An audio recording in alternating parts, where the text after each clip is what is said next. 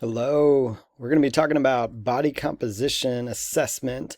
Really, with this, I think the key things we're going to be looking through and assessing is definitely just going off of height and weight. So definitely with BMI, we'll be doing a little bit of that. Once again, BMI, just looking at height and weight. So definitely not very accurate, but once again, used a lot. So we'll talk about it definitely in class and up in the lab, more just as kind of how to interpret that and how to tell people about that. So we'll be talking about that. We're going to do circumference measurements. So we'll definitely talk about kind of waist to hip ratio, but we will do circumference measurements for different segments kind of throughout the body. We'll do skin folds, and then we'll be talking through at least different ways we can use bod pod, hydrostatic weighing. We'll talk a little bit about that. Hydrostatic weighing used to be kind of the gold standard, but not necessarily anymore. Really, the gold standard is this DEXA, that dual energy X-ray absorptiometry. So that is kind of the gold standard. We will go through BIA, so bioelectrical impedance, and definitely we'll have a little thing that we'll hold on to and figure out just our body fat percentage that way. So we'll go through that as well. So let's talk through these different assessments. So BMI, really with that large standard of error, really right around 5%. Once again, just looking at height and weight, doesn't take into account strength or mass of the individual, muscle mass of the individual. So really to break down BMI, so obesity, we see kind of BMI over 25 for overweight, and then BMI over 30 kilograms per meter squared for obesity. So 25 to 29, under 25, I got ahead of myself. Under 25, that is low BMI, considered normal. But once again, BMI over 30, I don't like using the word normal, but once again is kind of ideal, according to BMI. BMI over 30 is obesity, 25 to 29.9 is overweight. Once again, with this, just doesn't take into account muscle mass. So if individuals that do have quite a bit of muscle mass, it actually shows that they're obese a lot of times or overweight due to the muscle mass that they have. So there's better ways to assess body fat percentage. Okay. BMI, define that. It's weight in kilograms divided by height in meters squared. Okay. This is different ways. I'm not necessarily going to be asking this in class or kind of on an exam coming up, but this is a different way that we can actually look at BMI, different formulas that you can kind of assess BMI. Like I said, I'm not going to necessarily be asking this in an exam, but this could be a way that you could, another way that you could kind of look at BMI. Waist to hip ratio, like I said, we will go through waist to hip ratio. We'll kind of talk through how to do that. But once again, just trying to show essentially if we have a more fat mass kind of around kind of internal organs, around kind of up above the waist, higher risk of hypertension, type 2 diabetes, coronary artery disease, premature death. So that's one way kind of in regards to why we do that waist to hip ratio.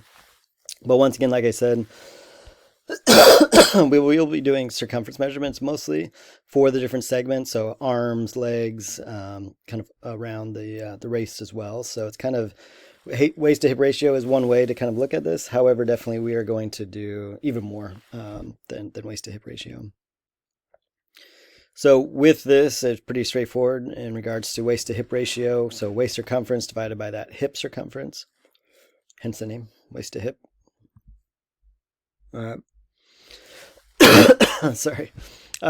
Like I said, we'll be doing different segments. Part of the circumference measurements we're going to be doing is waist and hip. So when we're looking at waist, it's the narrowest part of the torso, really kind of above the belly button. So you'll see kind of the narrowest part, and we'll get that measurement. And then the hips is like the biggest part. So the glutes, kind of the maximum, the biggest part, I guess, of that.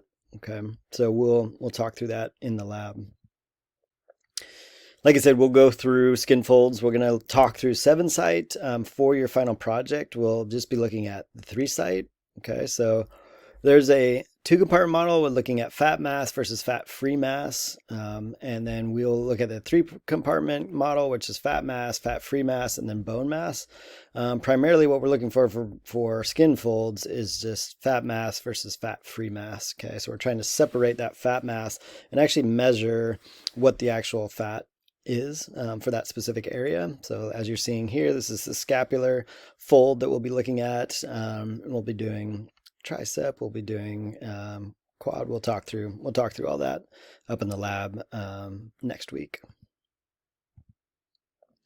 So really the rationale for skin fold, the amount of subcutaneous fat proportional to the total amount of body fat. So we're having these kind of representative spots kind of throughout the body, and then from that trying to figure out and essentially predict the overall amount of body fat from these different sites, kind of using them as representative examples. Okay, so we have these equations that we'll plug it into. Definitely this is something that we'll be utilizing the book to figure out just the overall body fat percentage. So there's a calculation that we'll plug this into and then figure out just what the predicted body fat percentage is. Okay, definitely with the exact proportion, definitely in, everybody holds their fat differently. So depending on gender, depending on age, ethnicity, there's different ways that people kind of hold their fat, but also there's generalized equations, and actually there's equations based off of kind of your background, age. There's different equations, so we'll talk about that in class as well. Accuracy is definitely similar to BMI. If you are more familiar with doing skin folds and actually, have done that quite a bit, we can be fairly accurate. However, definitely there's still margin of error within this. So definitely accuracy is right around plus or minus 3.5%. So it's, once again, it's good to kind of get into the ballpark, but it's not necessarily, it can be off. Okay. Another way is hydrostatic weighing, where we actually put an individual in a tank, and this is actually something that's been I kind of like this. This is one that I used to do for my master's program, and we'd sit in a tank. You'd kind of get kind of blow out all the air you can, and then just kind of see how heavy you are in water. Okay, so essentially using that Archimedes principle, so equal to volume of water displaced or equal to the buoyancy or buoyant force acting against submerged body. So just trying to see, once again, fat versus the fat-free mass. So really body density, looking at mass divided by the volume of the individual. Okay, like I said, this is something you get into a tank. You have like a little chair that you kind of sit in. I always like doing this because, once again, it was kind of like a little hot tub. So you'd get in, kind of sit down, and then once again, just actually blow out all the air. You put your head into the water, blow out all of your air, and then it looks at just how heavy you are in the water. And then from that, once again, plugging into a different equation, you can figure out body fat percentage. And then there's a bod pod. I don't know if any of you have done a bod pod, but once again, similar kind of principle as what we were talking about with the hydrostatic weighing.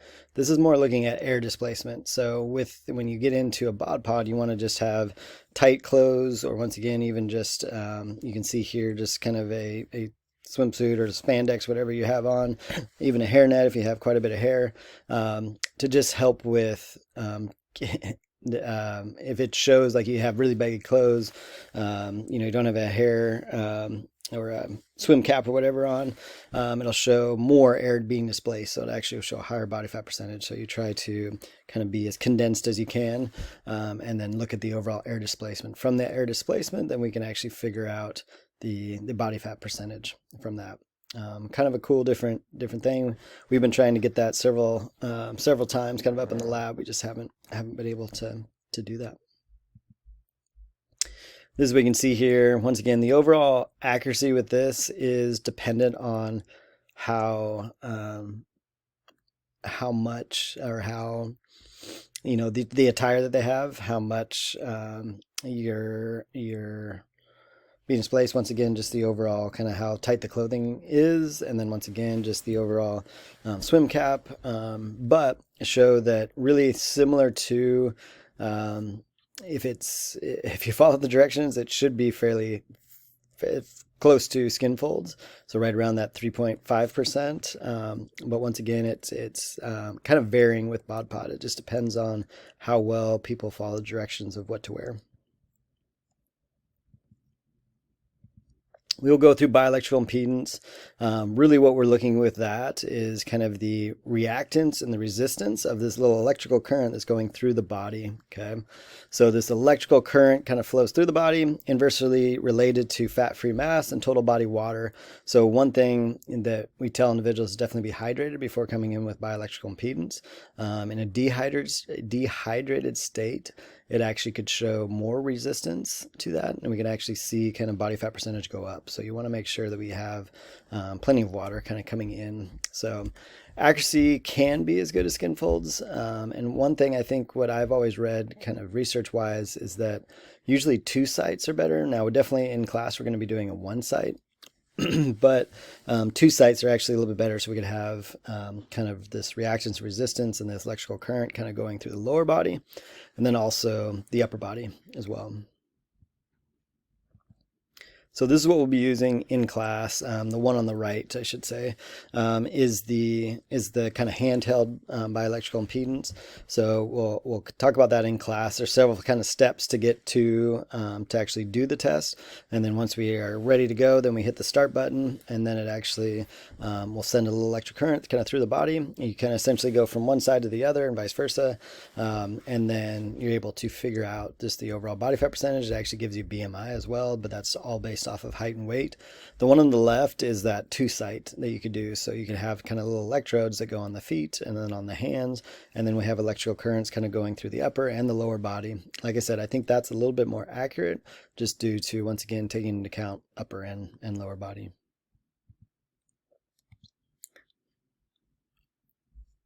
Good. I want to be hydrated, but once again, not eating or drinking right before. Moderate to vigorous physical activity within 12 hours of the assessment. So once again, not being dehydrated type state beforehand, but also not being too tired beforehand. Definitely alcohol consumption. They say to abstain from that kind of 48 hours before. Okay. Diuretic agents, caffeine, try to have that. Try not to have that before doing the BIA procedures. The gold standard right now is DEXA. So DEXA is kind of dual energy X-ray absorptiometry, where you lay on a table. It essentially almost looks like an X-ray machine on top of it, hence the name X-ray. So it's really looking at bone mineral tissue. So it's really good for figuring out kind of people that are going in or maybe pre-osteoporotic. They can go in and actually figure out T-scores for just their bone mass and bone mineral density, but then also really good for fat mass and fat-free mass. You can really break it down on just the just total amount of fat-free mass and then fat mass. Okay, so 3-component model like we talked about before, really looking at bone, fat mass, and fat-free mass.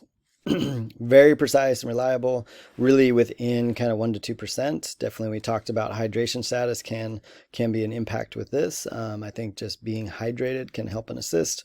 Okay, but also in some cases, kind of varying tissue thicknesses can have an impact on the overall accuracy. But once again, just overall, it's really 1 to 2% off. So it's really the most accurate out of all the other measures that we've talked about so far. This is what it could look like. This is also something I would love to get up in the lab, but it's a big table, takes up a lot of room, but would be really cool to have. Okay. All right. This is the what I'd like to talk through in regards to the assessment. I'm going to talk through some of the figuring out fat mass and some of the calculations and equations that we'll utilize in class. Definitely, I'll talk about that more when we actually go through and have the figure out the body fat percentage. So I'll talk about that more, but I'll see you in the next video.